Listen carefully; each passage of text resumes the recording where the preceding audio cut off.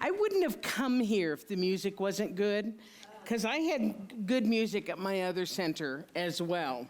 So that was a big decider for me, was that the music was going to be good. So would you breathe with me, please? Taking a deep breath.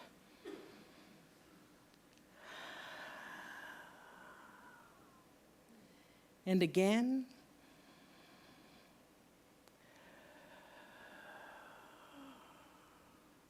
And one more time, if you would.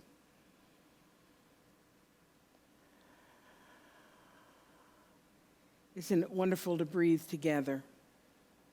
Inspire, taking in spirit. When we breathe in, we are inspiring. So, if you were here last week, you know that I wasn't. I'd like to acknowledge my ministers and practitioners for putting on what I heard was a really, really amazing Christmas time celebration. So Reverend Marjorie, Reverend Lance, Reverend Monica, Tracy, all of you stand up and let us acknowledge you. Reverend Darlene. Are you guys not going to stand? You're not going to stand up? You know, it's really a wonderful thing that I can go away and celebrate and know that you all are being well taken care of. That's a wonderful feeling. So where I was spending the Christmas holidays with my family, my two sisters and their families in southern Utah, you know, Zion National Park and all that beautiful Red Rock country. And what happened was I didn't get home till like pretty late on Thursday night, and I had a ton of stuff that I had to do. So I have to make a confession to you. We are not a teaching that requires confession, but I'm going to confess to you, okay? I knew I wanted to talk about vision today because we are going into the year 2020, and I wanted to talk about vision, but I didn't want to have to write a whole new talk. So here's my confession. I have every talk I have ever given saved on my computer. I want you to do the math. I've been doing this 21 years, 50 talks a year. I have a treasure trove of inspiration. So I looked through it, and I was thrilled to find a talk that was called Catch the Vision that I gave the last Sunday of the year in 2009. Everybody go like this. How interesting is that? So even though I gave the majority of this talk for the first time 10 years ago, I believe it is still just as relevant and just as fresh today as it was then. So you guys, you cool with that? Nobody's going to leave, right? Okay, well, you haven't done what I'm going to ask you to do yet. So, because it's going to be a little bit different than what we normally do. Rather than me, I know, who said, oh? Did I hear it? No, I didn't think so. It's not going to be just a talk. I'm going to talk a little bit because, you know, I like to do that. But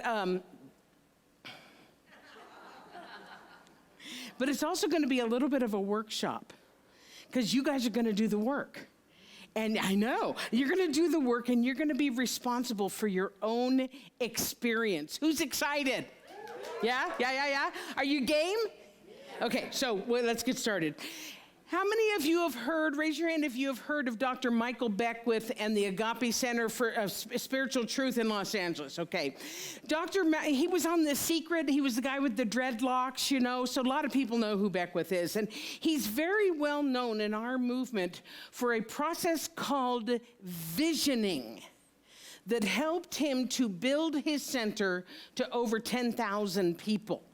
Yeah, it's quite, in fact, anything that is ever done at the Agape Center, they do visioning before they do it, whether it's a new project or it's a new idea or anything like that. They do visioning. The idea behind it is to go deeply within in meditation, and these are Beckwith's exact words, catch God's vision for our lives or for the project or for the idea, to catch God's vision.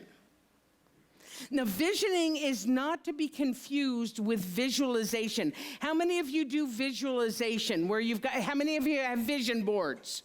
Yeah, vision boards, or you sit and you think about yourself in that red Miata, or, whatever, maybe not in the wintertime, but you know what I'm talking about. We visualize ourselves into it. This is a very powerful manifestation tool. What happens now, I am going to explain all this, you don't have to be confused. In visualization, that's the vision boards. We create a mental picture. We create a mental, Ernest Holmes calls it a mental equivalent of something that we would like, and then we work with it. We do our prayers, and we do our affirmations, we do our vision boards, and we look at it and everything. Visualization is very, very powerful, but it isn't visioning. Visioning is a different process. It has a different focus. It is a different technique. The problem is when I talk about visioning, people think, oh yeah, it's my vision board. No, people get them mixed up all the time. That's why I'm here to tell you about it. So I'm going to tell you what the similarities are, and then we're going to actually do visioning. Okay? Have I confused you completely? Are you with me? Okay, good, excellent. Okay. So, visualization or visioning, let me tell you what they both are. They both take place in the mind. What you see is what you get. As within, so without. WYSIWYG, what you see is what you get. They're both important and valuable spiritual practices. They both involve being in connection with your higher self or with your higher power. And they are both based in an atmosphere of unconditional love and limitless possibility. So that is where they are similar.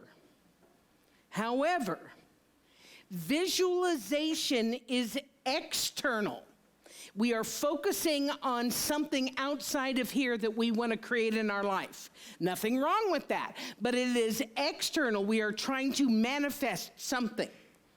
Visioning is internal, where we tap into what the universe's vision or idea for us is. It's not a predestination thing. It's just like there's this vast universe out there that we are in partnership with. You with me so far?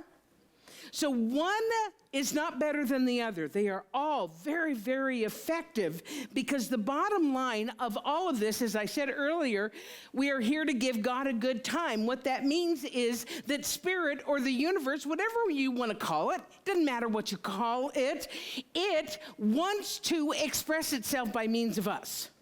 We are that individual spark, each of us individually and uniquely. This is God, the life, whatever you want to call it, expressing us. So that's the whole thing. So when we're doing visualization or we're doing visioning, are different techniques to allow that to happen. So here's one more difference. Visualization is telling or directing the law. You know what law I'm talking about, right? What? Cause and effect. Okay, universal law. So visualization is telling or directing the law. We have the mental equivalent, we have the mental picture, and we work with it. This is something we manifest out here. Visioning is listening to catch the divine vision for us. So visualization is manifesting, visioning is listening. Okay. Similar to the difference between prayer and meditation, prayer is talking, meditation is listening. Okay. So today, because we are approaching not only a new year, but a new decade, going into 2020, we are going to do the vision process to catch the 2020 vision for ourselves. Yes? I know. Chance, I'm happy to see you now. So let me explain a little. No, not yet. Not okay. Yeah, come on up. Come on up. No, go sit down. No, I'm just kidding.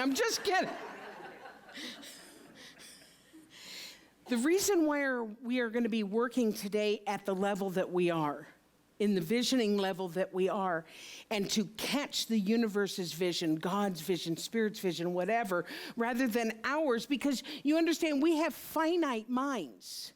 We have wonderful minds. We have access to the infinite, but we have finite minds. So if we're only going from what we know, we're limited. The universe is not limited. So we are going to be tapping in to that universal mind to find out what is next for us as individuals. Here's how Ernest Holmes put it.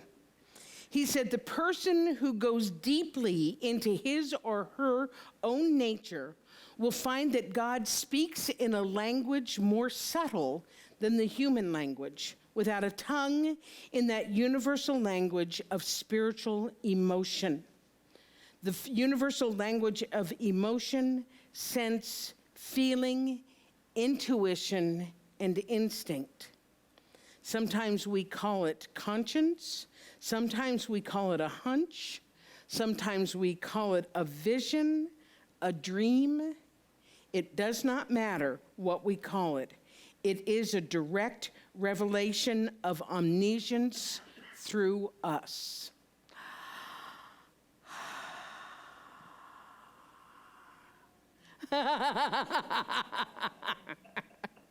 Thank you, Heather. So before we get into the actual process here, there's a few tips that I want to give you so that you can maximize your experience with this. And that is remain open, receptive, unafraid, and listen. Because the vision experience is going to come to you in a lot of different ways. It may be a color. It may be a feeling tone. It may be words, images, music. You may get nothing, but still you are doing the work. You are tapping in. So and this isn't like, okay, I want to manifest a new house. I want to vision a new house. That's not what this is. This is tapping in, and I'm going to take you through a series of questions and have you tap into it and have these ideas come to you. So practice non-judgment of yourself and others. Everybody's going to have a different experience.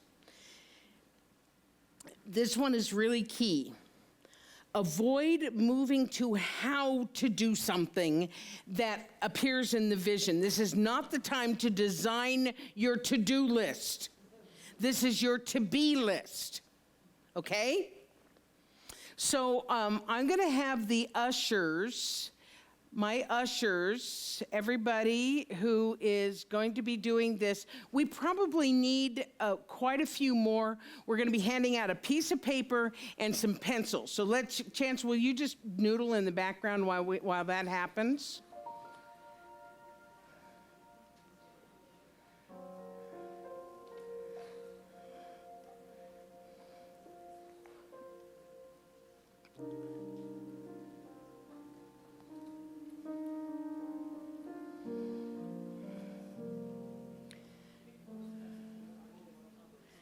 Yeah, we need to start on this side as well.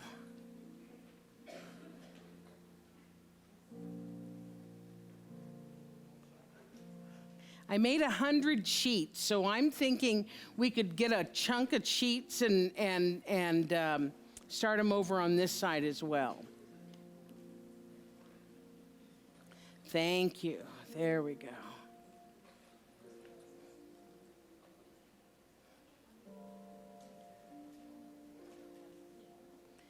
Just hand a stack of people and they can hand them out. Yeah.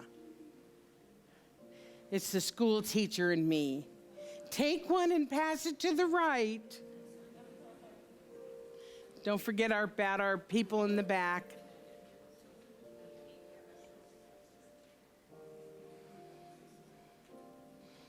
The reason why I didn't hand these out as you were coming in is because I know you individual thinkers, and you'd start writing all the, oh, well, I guess we're supposed to answer these questions. No, I'm leading you in the questions. And I planned that we were going to take some time here. So please don't write anything until you're instructed to do so. Because what will happen is, as I ask a series of questions, you're going to go within and then you're going to jot some things down on the paper to what the questions are. But I want to remind you, it is not a to-do list. Please raise your hand if you don't have a sheet. Okay, goodness. Note to self, and we'll do it differently next time. Yeah, we got quite a few over here as well, Sandra. Keep your hand up if you need a sheet. All right.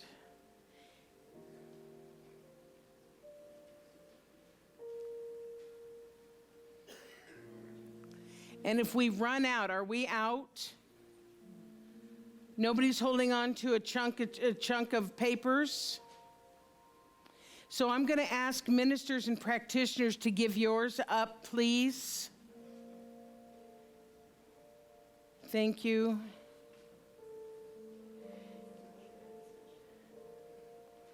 If you didn't get a sheet, we're going to still have the, if you have something to write on. I'm sorry, I made 100 sheets. I thought we'd have enough. Cool. Woohoo!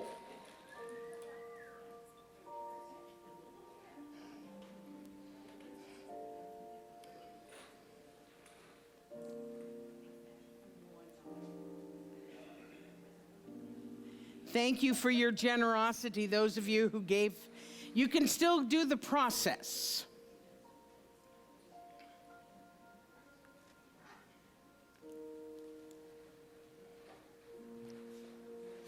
Okay, so remember, we are not doing a to-do list. We're working in the field of limitless possibility here, except for limited papers, apparently.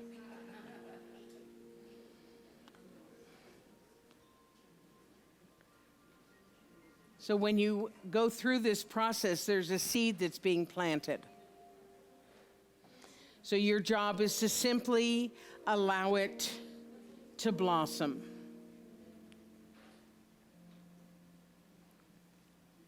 Are we set?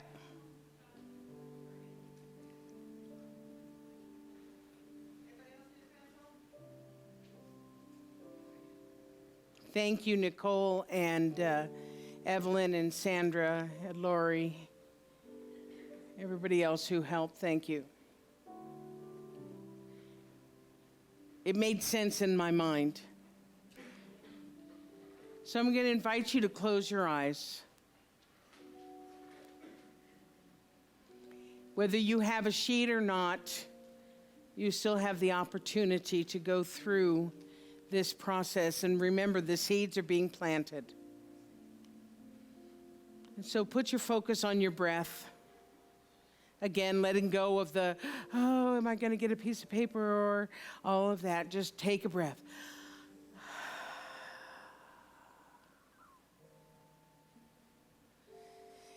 And allow your mind to sink into that place of peace.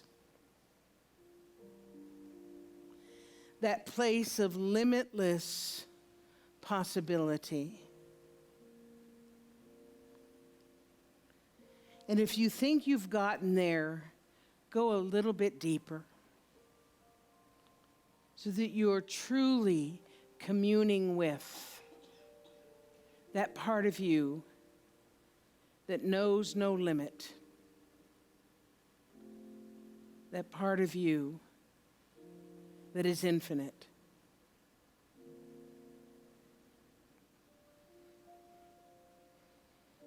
And I invite you now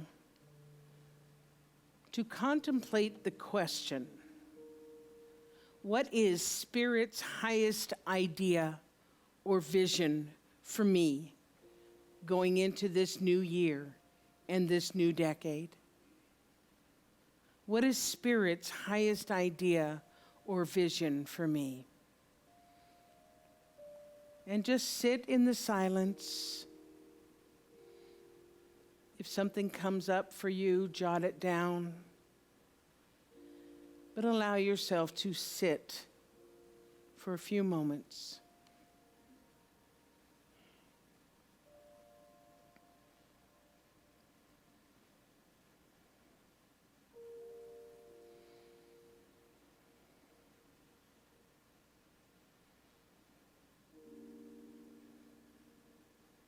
What is Spirit's highest idea or vision for me?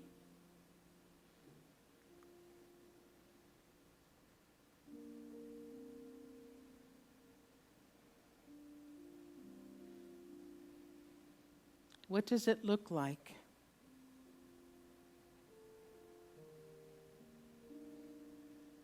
What does it feel like?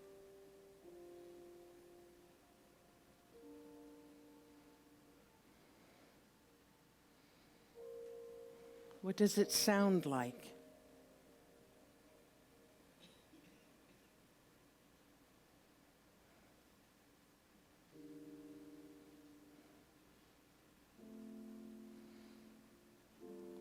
If anything has come up for you, just take a few moments, open your eyes, just soft eyes, and just jot something down. We're not writing a novel, just an idea, a word, a color, a picture.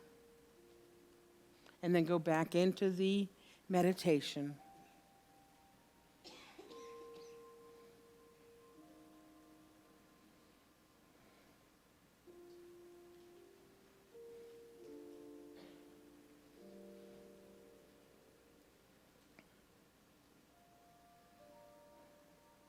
And now ask yourself, your higher self, what do I need to embrace to make this vision welcome? What do I need to embrace? And just sit with that question for a few moments.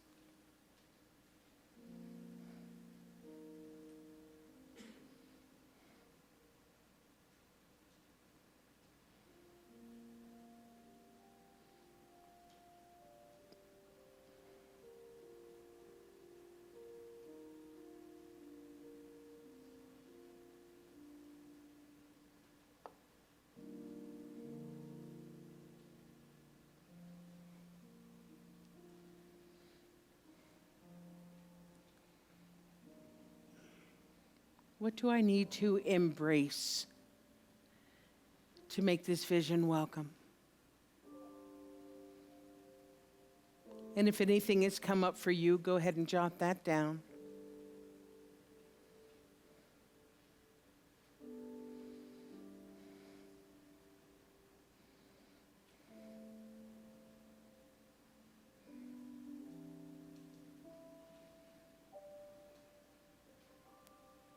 As we contemplate the next question, what do I need to release or let go of in order to make the vision welcome? What do I need to release or let go of? And sit with that for a few moments.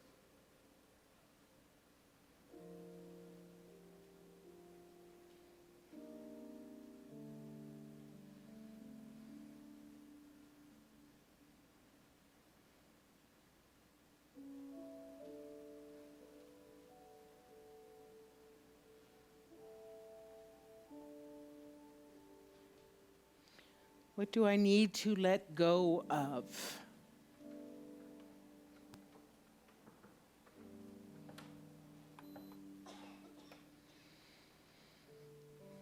If anything has come up, write that down.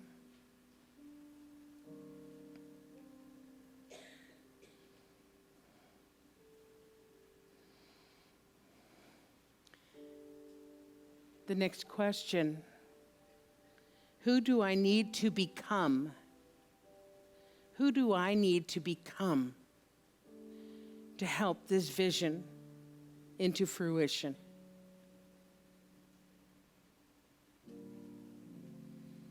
Sit with that for a few moments. Who do I need to become?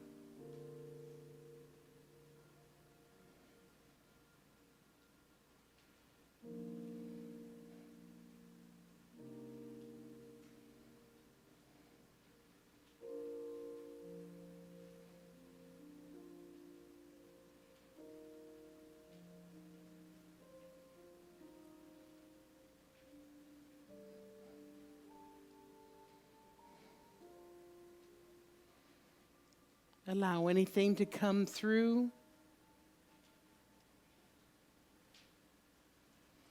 Jot that down.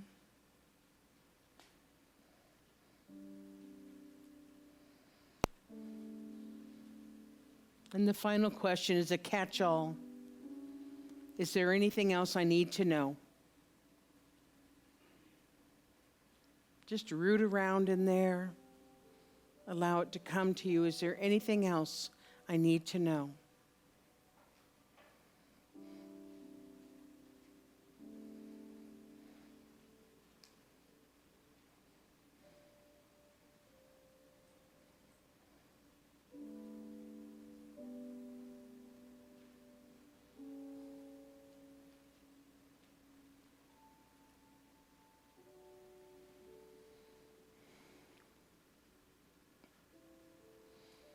And if anything has come up for you,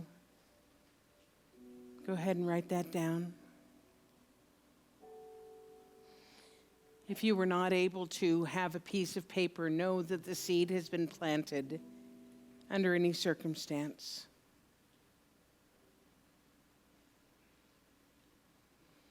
And know with me that the wisdom of this divine universe is present right here, right now. That divine inspiration, that life force energy that flows and knows itself in, through, and around, and as everything. It is present right here, knowing itself, living itself, breathing itself by means of us. And as we have opened ourselves up to this vision, to this idea,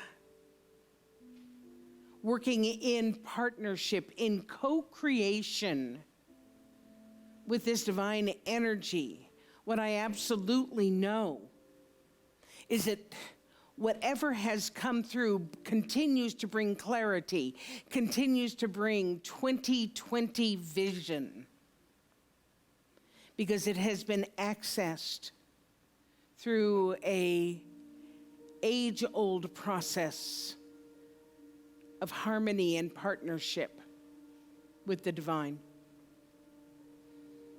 And so I know that everyone here has had an experience of the divine.